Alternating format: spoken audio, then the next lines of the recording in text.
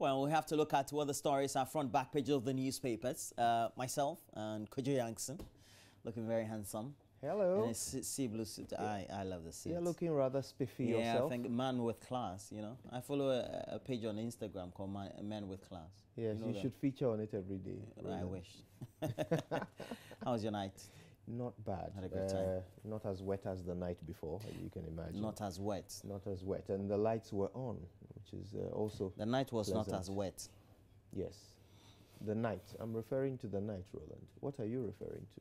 The night. Good. Yeah. All right. So, which do we start with? Why don't we start with the Daily Guide? I know you love the Daily Guide. Yeah. It's my favorite newspaper. There's a lot in here today. They give you headlines that no other paper can. Only they can. Like this one. It says what? Mahama girl attacks Nana over stolen 13 million US dollars. And you see, stolen is in quotation marks. And when they say Mahama girl, they're actually talking to a married woman, a lawyer, Joyce Bawa Mokhtari, who happens to work as the spokesperson. That's why I love the Daily President. Guide. Yes, yes. Only they alone can put up this headline. Yes, yes. They see beyond what you and I see, right? NDC MP threatens to resign. They have a few details of that. Judge seizes journalists' phones. And this is a strange area of, you know, freedom of speech versus, you know, what's the word that they use for discretionary powers of a judge? Yeah, interesting. 7 killed in floods, and this is the tragic aftermath of the rain 2 nights ago. I'll tell you those gory details too. On the back page, oh, nice little picture of the World Cup going on there, but some other interesting stories, including happy man takes a wife. And I wonder what it means that they've made that a headline. Doesn't mean normally it is sad men who take a wife. Minister storms FIFA tomorrow. Okay, so the date has been set now for the meeting between the minister and the FIFA appointed administrator who is expected to oversee football matters here in Ghana administratively. And of course, John Boy leaves Turkish side Sivasspor. Benetton blesses Rolling Rockets. Okay, good for the Rolling Rockets. But I want to tell you about the NDC MP who has resigned. An interesting story that I was looking at earlier this morning, and I hope I can find it quickly. It says page 23. But of course, it's not on page 23. Okay, so let's start with the Daily Guide. They have a way. Yes. So they'll give you page 3, page 6, page 9, and page 23. They keep you awake, you know. Yeah. They certainly wake you up with a little bit of a... Oh, here we are. NDC MP threatens to resign. Which page is that? Page 6. Yeah. Yeah. Always in the last place you look. Okay, so what they're saying is that the Member of Parliament for Ho West in the Volta region, ranking member of Government Assurances Committee, Emmanuel Kwesi Bejara, has allegedly written to the Speaker of Parliament to announce his intention to resign from Parliament, allegedly due to internal wranglings in his party. I'll say something about that in a minute, but the Ho West MP reportedly sent his resignation letter to the Speaker, Professor Michael Quay, on Monday.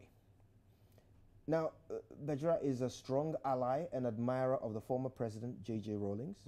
He is seen as a presidential material himself, according to the Daily Guide.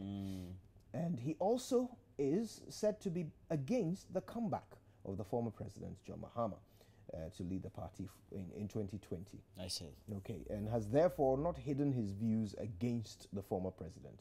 And finally, it says he's also said to be supporting Deputy Speaker Alban Bagwin, who also wants to lead the party in the 2020 general elections. Is that the case? Well, that's what the paper is reporting. This is what the Daily Guide is reporting. But if let's just give them the benefit of the doubt and assume that the Daily Guide is right about the fact that there are internal wranglings behind this man's desire to resign from Parliament. It tells the people of Ghana how badly we are being cheated by the institution of Parliament when it comes to representation. Why? Because it is clear that those we vote for to go and represent us in Parliament are far more preoccupied with the affairs of their party than the affairs of their constituents. Because their constituents are everyone in their constituency, not just those who belong to their political party. But they are all to be represented by this member of parliament. Well, so if he decides he wants to resign because there is a problem in his party, so he's going to deny all of his constituents of his representation.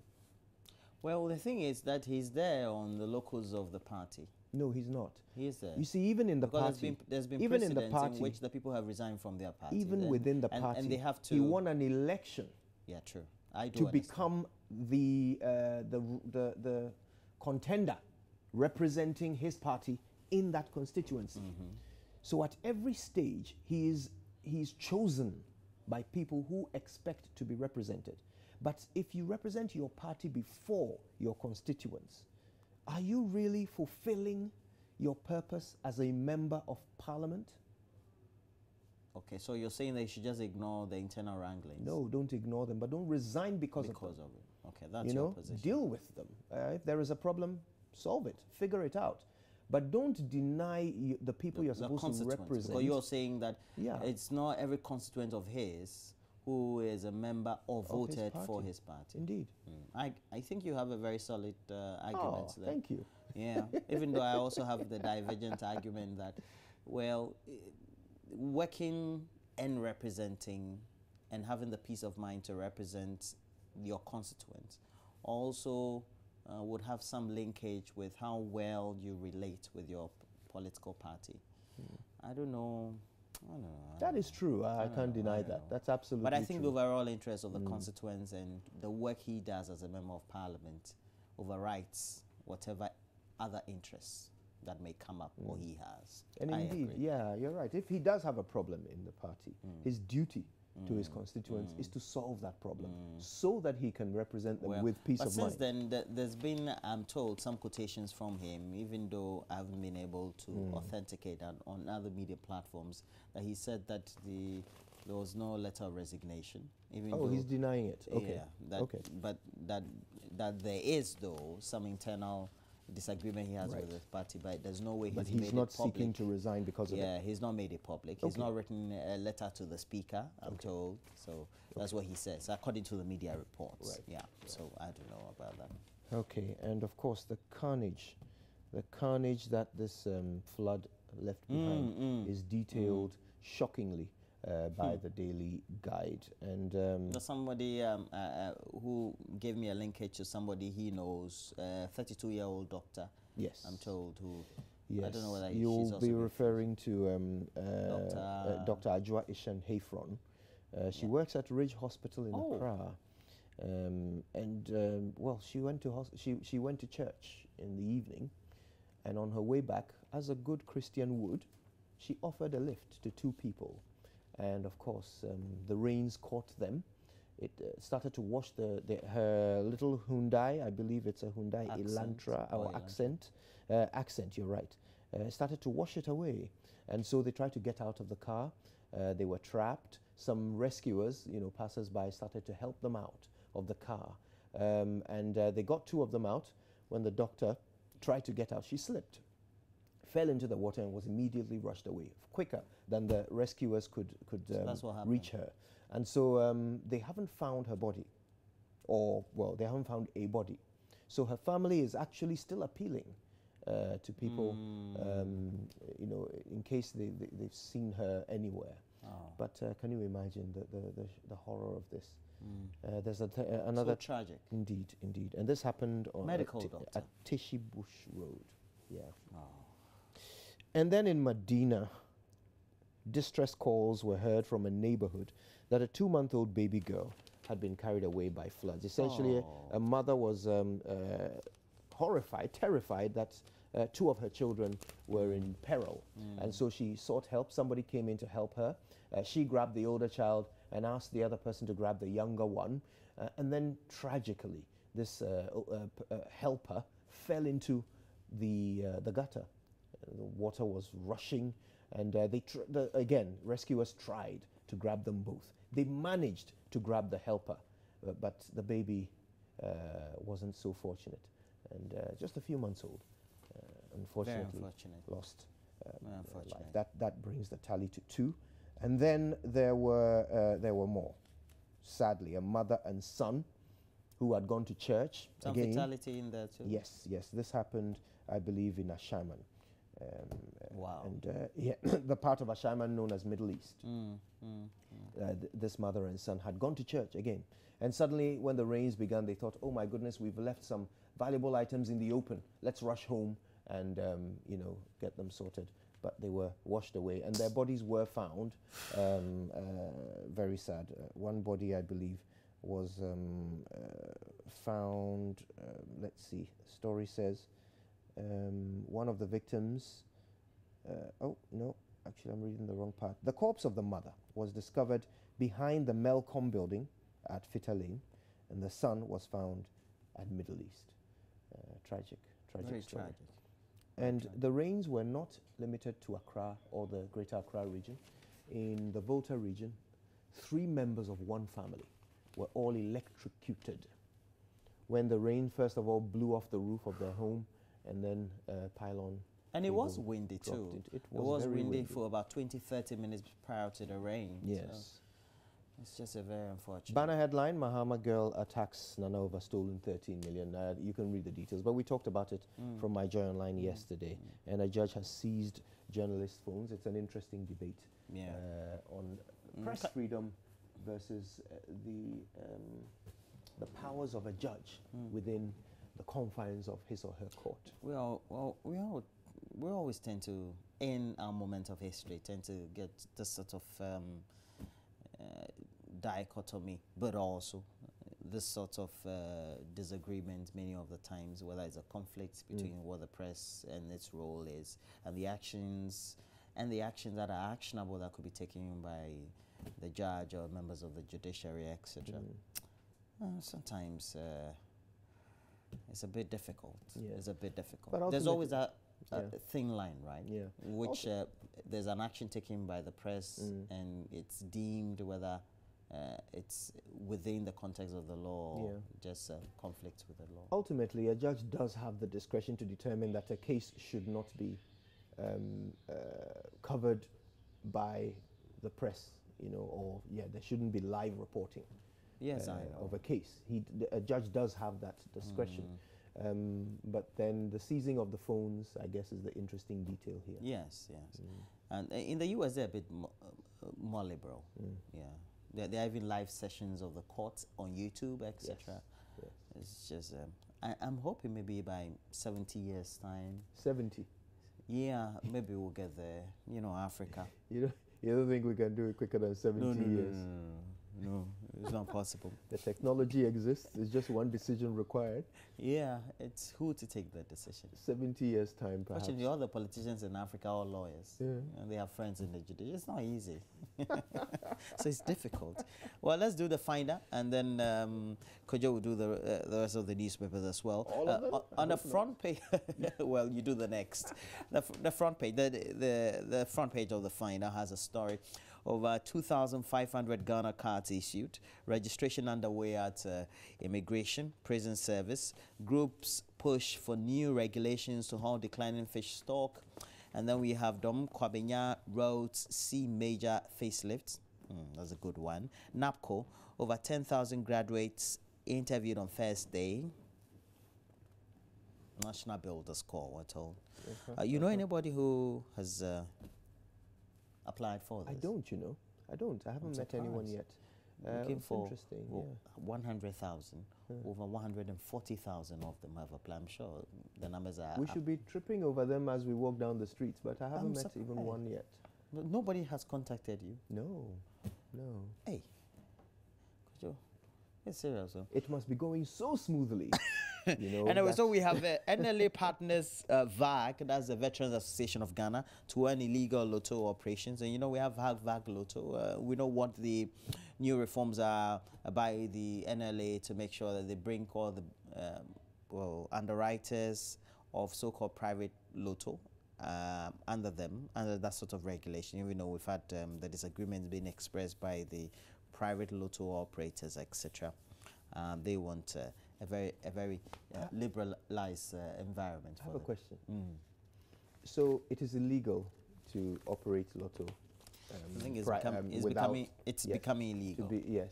Yeah, it will ultimately be made illegal. Yeah. But the NLA wants to bring these illegal operators under their umbrella. They want to be regulated. Yes. I would like to read the law. I would like to understand, whether or not you can there's an legalize amendment. an illegal act. Well, there's an amendment without changing the law. No, there's an amendment. There's a draft. So I think that has been undertaken. Now, has it been passed or? No, not yet. Okay. Now, what they're trying to do is shouldn't they wait? Well, I think they're trying to get some, whether MOUs or some consensus with the private lotto operators, because maybe they want to get them under one umbrella so they could pay the right taxes to the NLA or the right commissions to the NLA. Because right now they don't, and they use the resources of the NLA to do the predictions of the numbers, etc. It's a bit, I feel that maybe the state should do the control, but at the same time I also feel that we need that liberal environment for private lotto operators to thrive. The thing is, do we have a quasi body that that will do the regulation, or we need to have the state body that is the regulator? That will be the regulator. At the same time, be the one that is also integral in the business in itself. So they will be regulating themselves. Yeah, it's kind of, we have the gaming commission that also kind of, so yes. I don't know, it's just the gaming commission argues that they are better placed to regulate. I feel since so. They don't actually participate in the game. But we've been able to create a system in which the law allows for the NLA to do the regulation of the lotto operators, and so. But I mean, their director general is a lawyer, so there's an expectation I've seen a copy of the draft. He understands. I think I saw it towards the end of last year. The legal I saw the draft of the amendments and all that. So they also want to create kiosks, very well equipped kiosks that can provide all kinds of other services and become a more attractive meeting point in these communities to generate revenue. Some kind of point of sale. Places. Okay. Oh, I'm done. Okay, all right. Daily Dispatch. Cedi depreciation affecting our business. That's Guta to government. 70% of Ghanaians believe government is losing the corruption fight. That's according to a survey funded by STAC, strengthening action against corruption. But the banner headline, Anas releases receipts for Nyantechi's Dubai expenses. So you remember Kwesi Nyantechi in a statement claimed that the money he was seen packing into a black polythene bag in the Anas video was $40,000 reimbursement for his travel and accommodation expenses, which he says he pre-financed. Anas counters and says, no, we paid for his travel and hotel expenses. There was nothing to reimburse. And here are the receipts. So I guess the debate goes on. So now they've provided the public with the receipts? Yes, apparently Anas has released the receipts, but this newspaper hasn't published them. But you cited some of the receipts? Well, I have had the opportunity to see a lot of the documentation long before this became an issue. Oh, I see. Yes. So I've sort of known in advance all the things. No, not all the things. Some of the things. Substantially. Yes. Well, substantially. Some of the issues. That's the larger percentage. I don't know how to quantify it. I think I'll be consulting you off air so that we'll know what will be coming up next. Well, so you're part of the anti-corruption fight. There's a coalition. I've seen you on some of the activations, the promotionals. Yes, indeed. I'm sure I'm not the only one in this country who sees how corruption kills. It does. Yes. I mean, I see. Many of us see it. Yeah. When I go to the hospital and there isn't oxygen, oxygen. To keep me alive while the doctors tend to me. Yeah. And the reason why there isn't oxygen is because the hospital can't afford it. And the reason why the hospital can't afford it is because someone who feels more entitled than I do has spent the money. The reason why he spent the money is because he can get away with it. That causality, makes corruption murder. And so I am truly passionate about it. Yeah, I think we all should be. Yeah. I think what makes the developed countries better than us in terms of the way and the space and the spate of development is that they are able to tune their laws in such a way that the laws are punitive because they are enforced. Yes. Yeah. So it's not as if that when you put 65,000 or $40,000 here for a black man and a white man, just to pick a random number, yes, all of them won't pick it up. Yeah. But the thing is that there's a certain law somewhere, and behind it, somebody making it enforceable. So that will give the psychological intent for the person to know that I have to be on my guard, knowing if I take the money, somebody's long arm will be coming for me. Yeah, that's the point. Yeah, the fuel of, and it has permeated all of society. The rains have just passed. Absolutely. We buy lands from people; they are not regulated. How people get to build, how the buildings are facing, which direction, the way the buildings are structured, the way they are engineered, where roads should be carved or be paved. It's all a matter of somebody not doing its work and being left off the hook and leading to deaths when the rains happen. So you know, that is why corruption is murder. Indeed, right. Indeed. That's poetic. You're great. Oh, it's we tragic, have to give you more than poetic. Yeah, but you know, I went to the Malam Junction the other morning to see how the construction was going, and I discovered. And you know, we spend money on that thing. Absolutely. We never got to know that we had to do that one. Absolutely. And you know, I discovered something shocking. You know, there was a total filling station right there on the junction. And of course, because of the construction work, they've had to shut it down.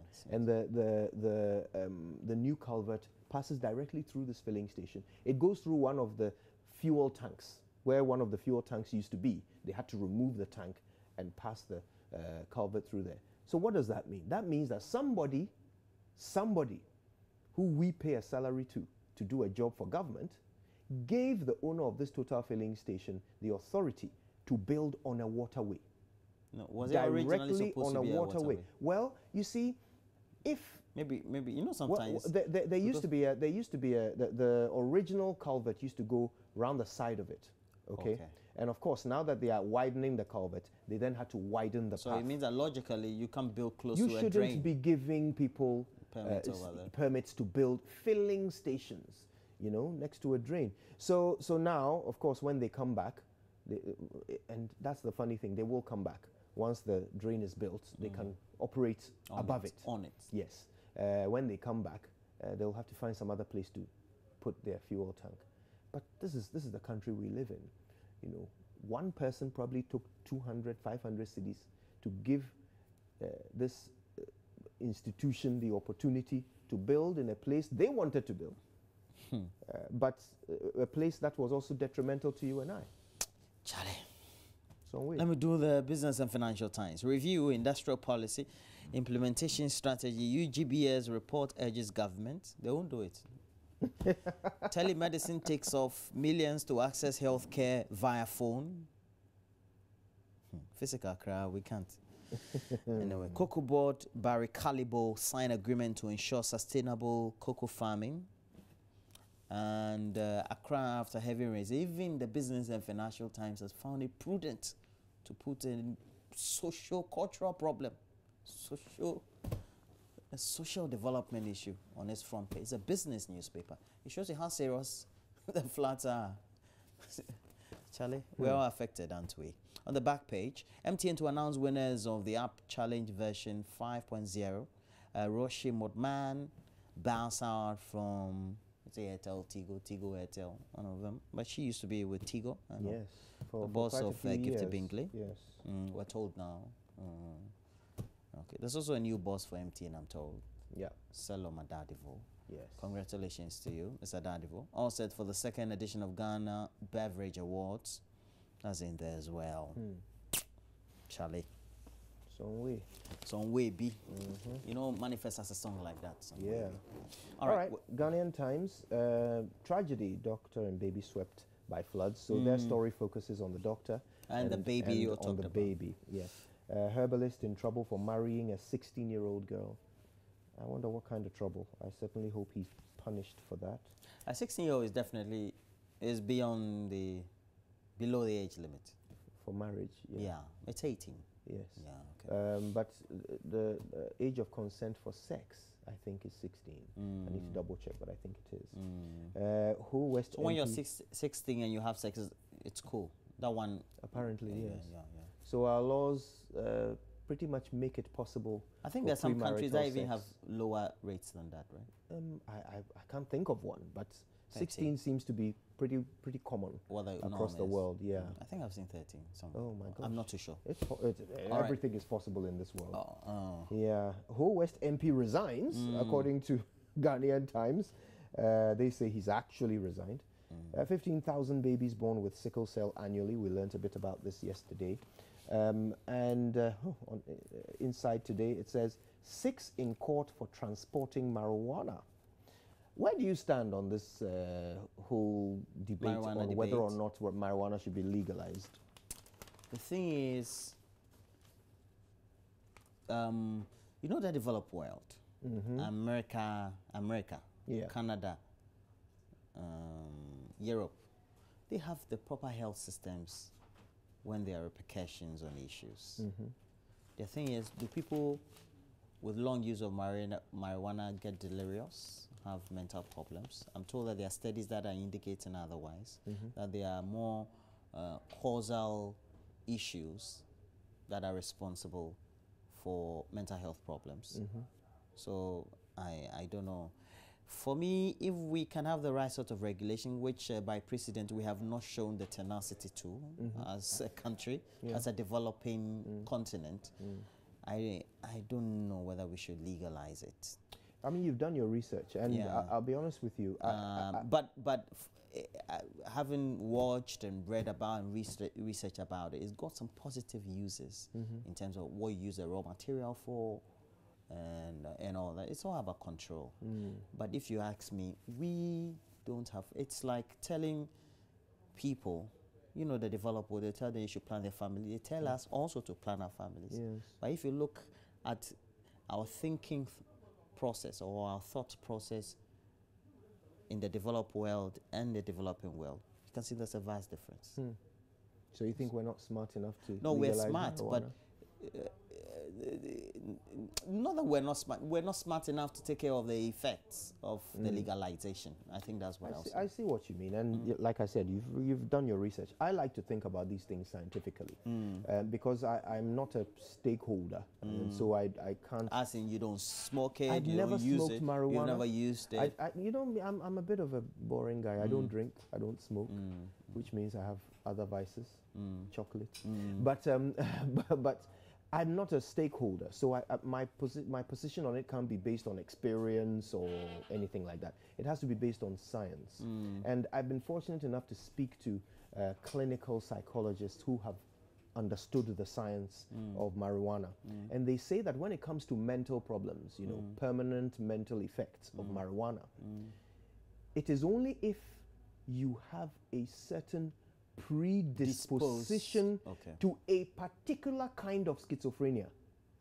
Then that one, when you keep when you keep smoking, it can increase your chances of getting the thing that you are predisposed to. And we can't even diagnose people with so unless we don't have enough of. Unless you fall into that category, however small that category is, marijuana cannot have a permanent mental effect on you. And this is science. Okay. And you talked about the effect on crime. Okay, so yes, there is a connection between illegal drugs and crime. Okay, but the question is, which illegal drugs? Is marijuana fueling crime? I don't think so. Ask the people of the Netherlands, where it is legal. Ask the people of California, where it is legal. Has crime gone up or down? It's gone down. Actually, marijuana calms you down. That's what they say, yes. Yeah, you don't know. So, I'm telling you. Thank you. Marijuana calms you down. Calms you. So is that why you're always so calm? Oh no, I don't take it. Okay. But I know the effects of it. I see. I just like the way you said you don't know, but I'm telling you. Yeah, you don't know, but I'm telling you. It calms you down. Calms you down. But I don't know. I don't know. The thing is that our system doesn't work. Oh, What you're saying, if well. you say everybody, but I think that a farmer, for example, should not be arrested because he cultivated a 5-acre marijuana farm. I think that is absurd. He's just on his farm. Yeah. He's doing no harm to society. I don't know. I think These 6 who are in court, by the way, they were transporting it, not smoking it, not growing it, not selling it, transporting it. I knew of a senior of mine. I went to see him some top financial institution in Ghana. I looked at him and I said, Oh, but he's still very calm. Top management person. So I don't know. People still smoke tobacco, right? Yeah.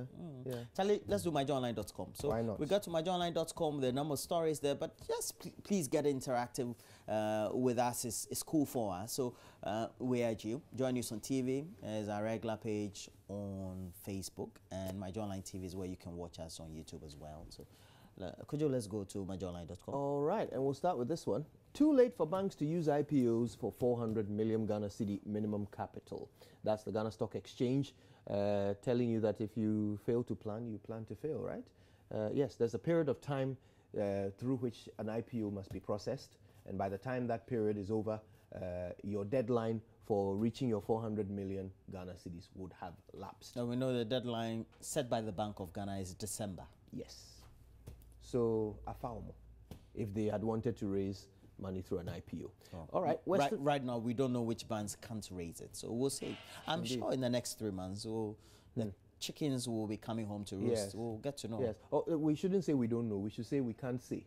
We can't say we which can't banks. say. Yes, we know which banks are in the red. Yeah, but we can't say which ones. Yeah. True. All right. In the Western region, Enchi Slaughterhouse is a public health threat. Enchi Slaughterhouse. I've never been there, but I've been to other slaughterhouses, and this is easy to imagine. The deplorable structure that serves as a slaughter slab for residents of Enchi in the Awin municipality. I hope I've said that right. Awin, yes. I hope they don't turn me away when I plan to visit. Western North, when they create the region, I'm sure they can make you the regional minister. You'll be fine. Oh, is that so? Yeah. Do you know I don't believe in regional ministers? Charlie, let's go. It's like how some people don't believe in ghosts. Okay, Mexico's World Cup captain is on a U.S. blacklist. Rafael Marquez happens to be on a blacklist. I remember over some drug narco issues. Yeah. Yes. Oh dear. Pity. Okay. Once he's in Mexico, he's cool. He won't be extradited if it's not Pablo Escobar. But we'll see how that pans out. Amidu must not dare to invite Mahama. That's what Joyce Power Mokhtari is saying. But I've read in one of these newspapers that former President Mahama is ready for any probe. So there was a statement that was issued, signed by her, that says that don't dare. No, that the SP can go ahead and do the investigation. So why is this story saying? Well, I guess we have to read it because the statement I read really indicated that they said the office of the former president were ready, or whatever investigations. I'm sure it's got to do with a $30 million suppose funds that were told were diverted somehow from the EO group, some oil block proceeds. Oh, well, I'm sure if they can account for it, then there's no problem. Or maybe they'll say we know nothing about it. Anyway. Pharaohs bow to ruthless Russia on their way back home. And do you know, yesterday you and I almost had a bet on this, and I thought that Egypt would beat Russia. No, I always said Russia will win. Indeed. And we never got to close the deal. It's a pity. You I would told have you I just registered to one of the betting companies prior to now. So you would have won yourself a cool, nice CDs. We wanted to bet on 500. You said 5,000. I said I couldn't afford 5,000. So 500. What sort of trouble are you trying to put me into? So my creditors are listening. Yeah. All right. No, so it's normal. We all have creditors. Indeed. So let's see what else have we got. But sadly, Egypt, they're coming home, aren't they? Yeah. Sports minister. I think where they've reached now, they're coming. Yeah. The World Cup, you play basically 4 matches or 3 matches? 3 in the first. 3 matches in the group in the phase. Stages, So. Sports Minister agrees to FIFA's terms to travel with GFA officials. Wow, that must have taken some thought and consideration, because you know that the Sports Minister is very keen to have the GFA dissolved, as the government is. He dissolved it the first time on radio. Well, he said it was dissolved, but it was then well, adjusted to say that it's actually being they are taking steps to have it dissolved. But he certainly, as you can tell from his comments that day, enthusiastic about. Yes, he believes that is the solution. You know, so. But he is going to travel with GFA officials. Let's see how the discussions go with FIFA and the representatives supposed to supervise football administration. Yeah. Right then. So, what else do we have? Go into manufacturing. One district, one factory coordinator says this to churches. Now churches should go into manufacturing. Yes. I thought churches don't pay taxes. So, but their businesses will pay taxes. Is that the rationale? I'm not sure. You know, because churches, do you know what they do? Their businesses are registered as non-for-profit. Yes. So don't pay taxes. So when the pastor what's the rationale for writes books and they don't pay CDs, that's not another debate. The holy I think you water, and I have the same mind on this. The anointing oil. They'll come and the prayers. Those are that's the service industry. The prayers, yes. The pregnancy assurance. The lotto numbers. The lotto numbers, you know.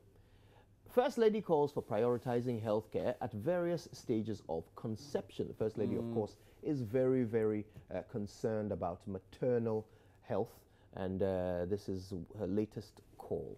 Interconception stages of maternal care should have more and more focus, on the prioritization of healthcare. Well, there's a pastor behind Console, he's our director, Fred Portefe. What does Fred sell? It says the core mandate of the church is to preach, not to sell. Okay. So we'll leave it at that. I think we'll argue when the camera is off. Yes, Jesus did something interesting when he entered the temple and people were selling. I wonder what he would have done to the coordinator of One District, One Factory.